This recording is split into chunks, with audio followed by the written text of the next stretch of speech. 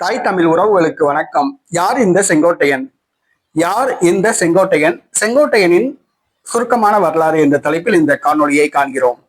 செங்கோட்டையன் நேற்றைய தினம் அதிமுகவில் இருந்து அதிரடியாக நீக்கப்பட்டார். இந்த செங்கோட்டையன் யார் என்பதை முதலில் தெரிந்து கொள்வோம். 1971ஆம் ஆண்டு இவர் திமுகவில் இணைந்தார். 1972ஆம் ஆண்டு திமுகவில் இருந்து எம்ஜிஆர் நீக்கப்பட்ட பொழுது எம்ஜிஆருடன் இவர் திமுகவிலிருந்து வெளியேறினார்.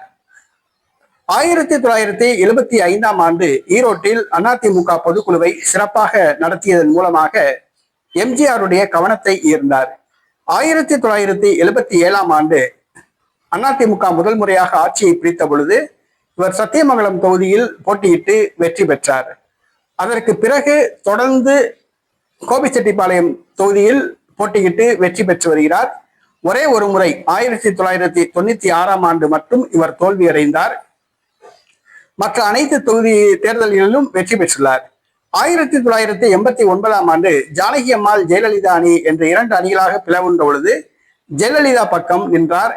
அந்த ஆண்டு அவர் சேவல் சின்னத்தில் ஜெயலலிதா அணி சார்பில் போட்டியிட்டு வெற்றி பெற்றார். சட்டசபை கொரோனாவாக பணியாற்றினார். 1991ஆம் ஆண்டு செல்வி ஜெயலலிதா முதலமைச்சராக இருந்த பொழுது 5 ஆண்டு காலம் அவருடைய அமைச்சரவையில் நம்பர் 2 இடத்தில் போக்குவரத்து துறை அமைச்சராக இருந்தார். பின்பு விவசாய அமைச்சராக இருந்தார்.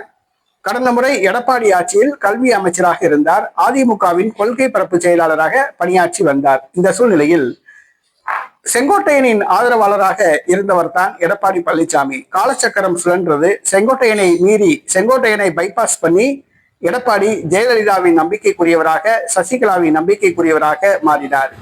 அதிமுக பொதுச் செயலாளராக எடப்பாடி பழனிசாமி தேர்வு செய்யப்பட்ட பின்பு எடப்பாடிக்கு சிஷியனாக செங்கோட்டையன் மாறினார்.